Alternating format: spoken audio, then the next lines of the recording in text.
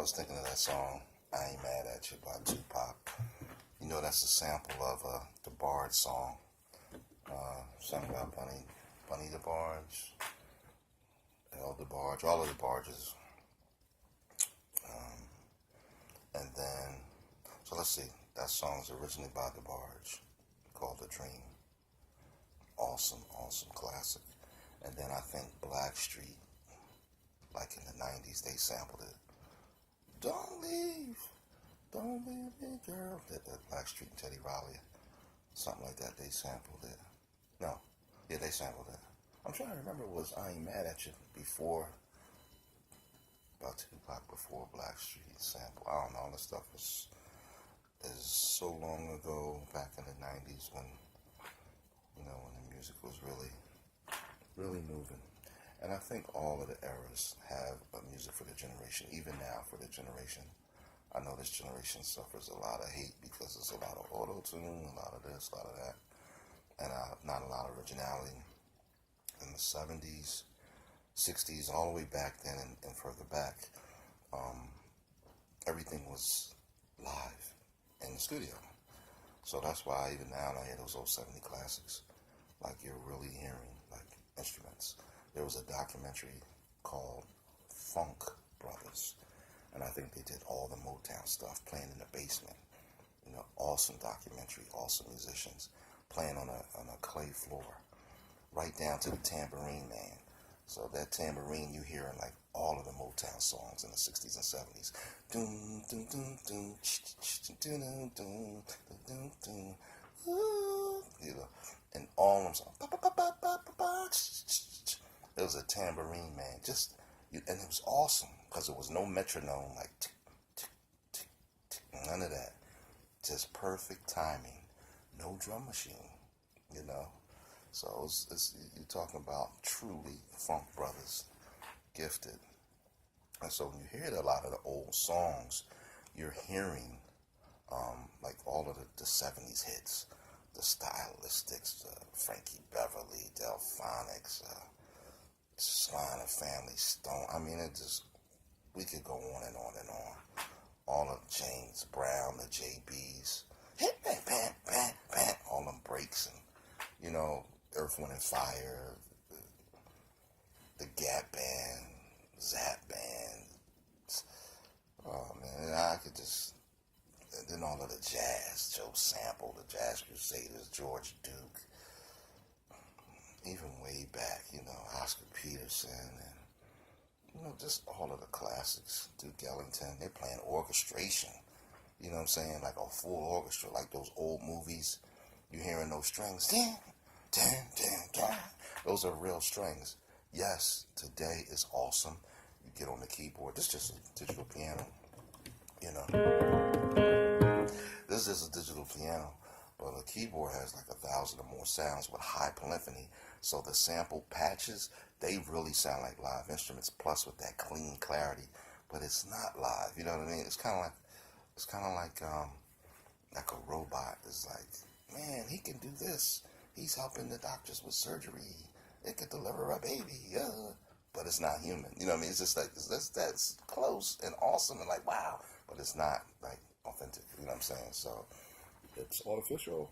But no hate. It is really amazing to stuff the keyboard. Man, I've heard some stuff they've had like Rhodes pianos, actual Rhodes, matched up with a keyboard with Rhodes patches, and they'll blindfold people or put the two keyboards behind the curtain or something, and say, "Do you know which one is which?" It's very close. Even the software is like it's like that close.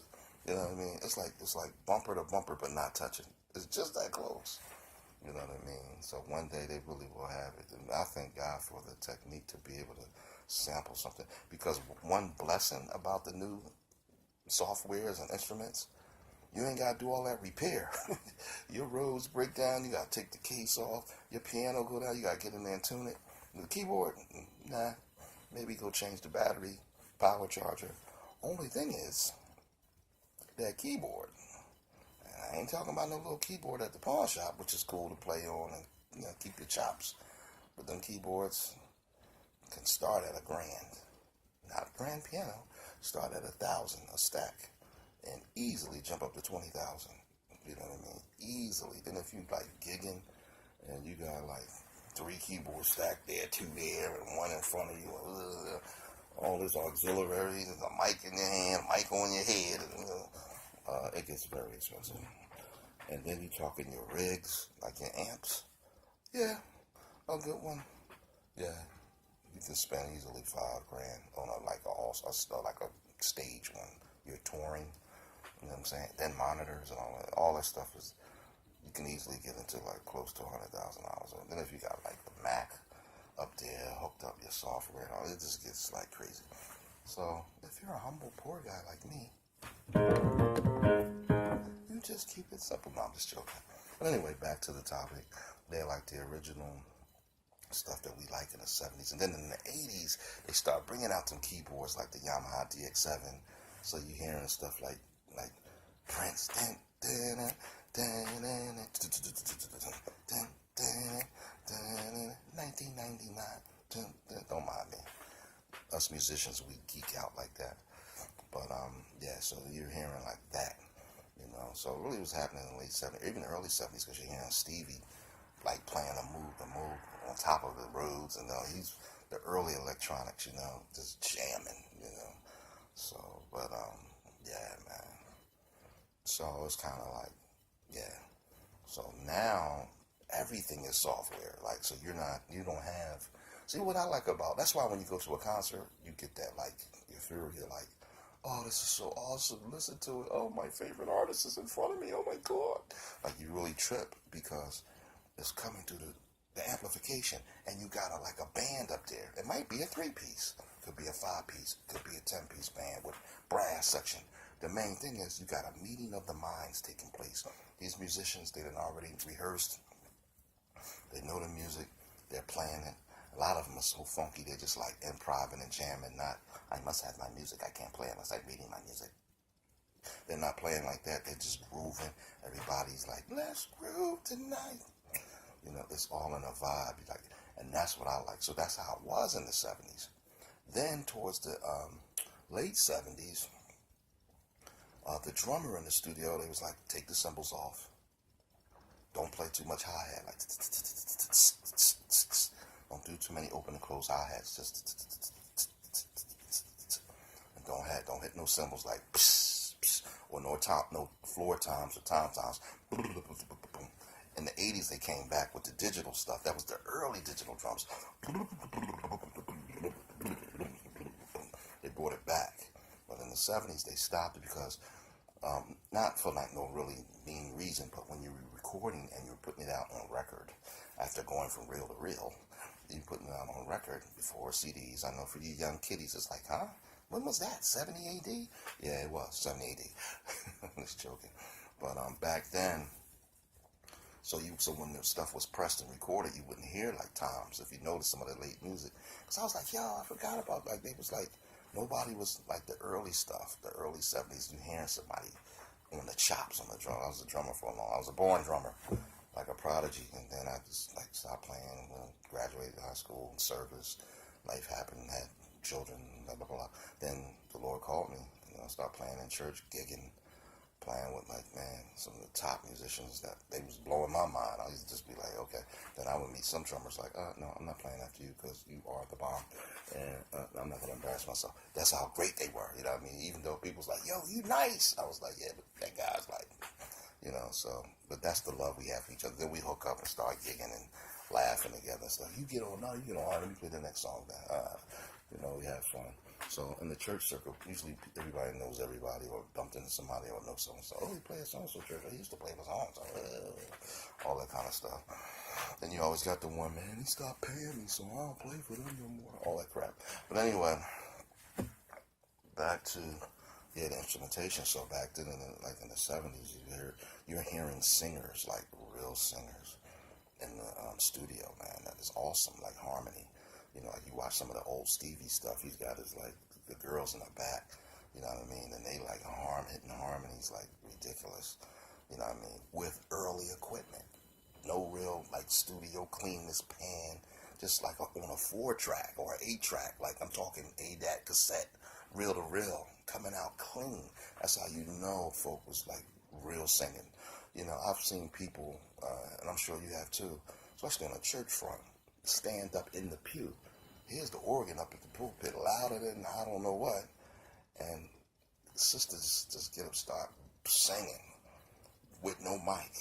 Just powerful. You know what I mean? Or a brother get up and just start going in, hitting notes, vibrato, falsettos, all kind of, you know, it's like, that's the Holy Ghost. That's when you know what I mean? So in the early days, and it's still that way now, so I marvel when I see some young people that are gifted, really just gifted, like of the old times. I see like a Gabby, the young lady named Her, Her. Man, I seen her as a little girl play, like ridiculous. So she's like guitar, keys, those are like prodigies, you know what I mean? And that's like the old times. So she reminds me, a lot of people compare to other people. Alicia, she's awesome. But when I see her, I think of Aaliyah. She just reminds me of Aaliyah with the shades, the whole vibe. She kind of something. Ella May, just awesome, and went to music school to sing. It's a lot of young artists. Grande, and just, you know, just a lot of ones. A lot of ones really nice, you know. So I'm not one of those old heads that hate on the young people altogether, because they're their generation, and I still hear some of the old stuff in them. That's remarkable. And of course, you got the oldies, but I was just more so speaking on the instrumentation, how you could just put one person in the studio and record your vocals. You could do all your background. You know, you don't even have to pay all these musicians. It saves the company a lot of money and blah, blah, blah. But when you tour, I like to hear a full band. I like to hear the meeting of minds jamming on stage, replaying the music, as opposed to somebody singing over a track. That's nice to save the artist money, but it just sounds so like... And then if the track is not just an instrumental, but it's their voice, so they're singing over top of their voice, like on a TV show or something, sometimes it's kind of like, you might as well just have to lip sync it. I'm no singer, but I'm just thinking. Sometimes I just like the band, live band. But anyway, don't mind me, I'm signing off.